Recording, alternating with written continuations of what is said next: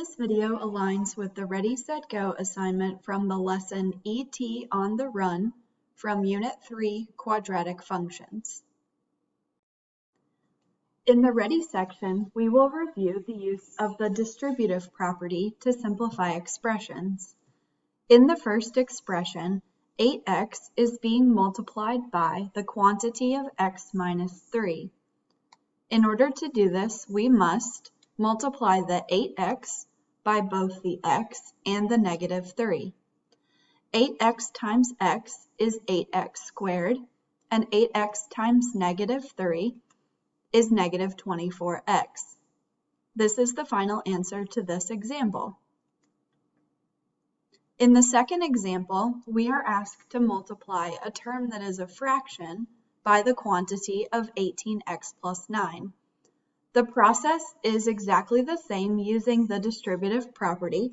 We will just have to use our understanding of fractions. In order to multiply negative 2x over 3 by 18x, we can put a 1 in the denominator. Remember when multiplying fractions that you will multiply the numerators together and the denominators together. Since both of these terms are divisible by 3, the final answer will simplify to negative 12x squared minus 6x. In this set, we are going to look at various representations of quadratic functions. In this example, you have been given a diagram that changes over each stage. We're going to start by building a table that corresponds with this diagram. You can see that at stage 0, the total number of blocks is 4. At stage 1, we have added 8 yellow blocks and 1 red block to the original diagram from stage 0. This is a total of adding 9 blocks. In stage 2, we have repeated stage 1, but we have added 8 more yellow blocks and 3 more red blocks. This is a total of adding 11 more blocks.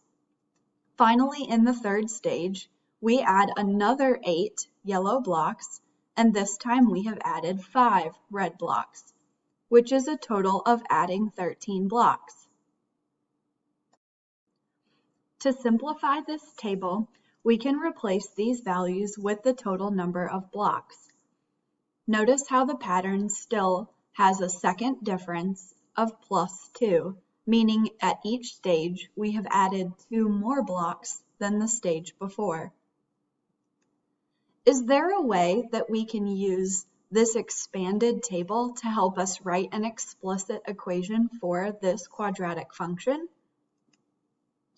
We will notice that in each diagram and at each stage in our table, we have a constant 4 blue blocks. This is going to be the constant term of our explicit equation.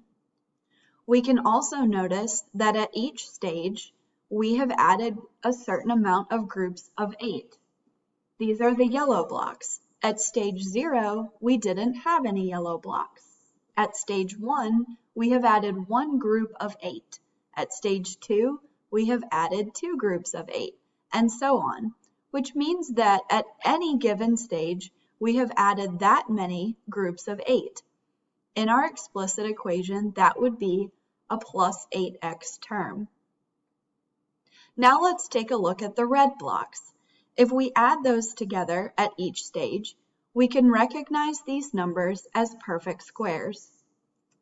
Notice that at stage 0, we had 0 red blocks. At stage 1, we have 1 red block. At stage 4, we can use the stage number 2 and square that to get 4 red blocks. At stage 3, we can use the stage number 3 and square that to get 9 red blocks, which means that at any given stage, we will have the stage number squared amount of red blocks.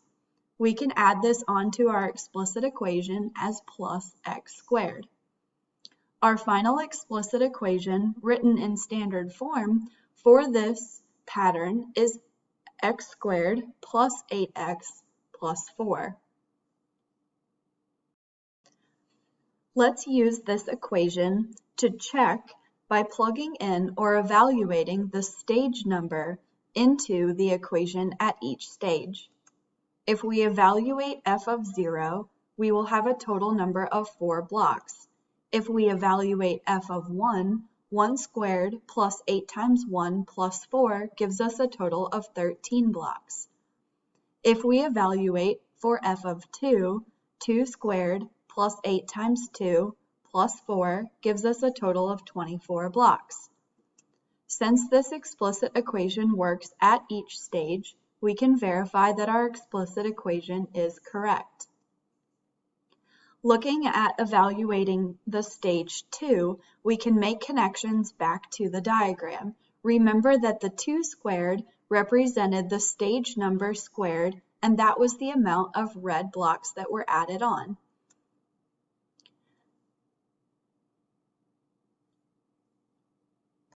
The yellow blocks were added on in groups of 8. Since we are at stage 2, we have 2 groups of 8.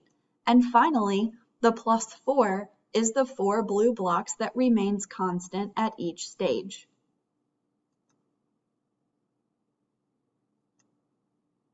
Finally, let's take a look at the graph of this quadratic function. You can notice that each ordered pair on the graph corresponds with one of the ordered pairs that is seen in the table. You could graph the entire function x squared plus 8x plus 4, which would go through the ordered pairs on this graph. However, in the context of these diagrams, does it make sense to look at stage 1.5, for example, between stage 1 and stage 2? Since that doesn't make sense in the context of these diagrams, it is best to leave our graph as a discrete function with ordered pairs representing each stage. In the Go section, we will take a look at rates of change. Rate of change in all of these examples is the change in the y value divided by the change in the x value. In the table, we can see that the y values are changing by 4 and the x values are changing by 1. Our rate of change would be 4 over 1, which is 4. On the graph, we can see that the y coordinates of the ordered pairs are increasing by 15 each time, and the x coordinates of the ordered pairs are increasing by 1. 15 divided by 1 is a rate of change of 15. In the word problem, Jamie has $10 originally in her bank account, but she is adding on $2 for every day.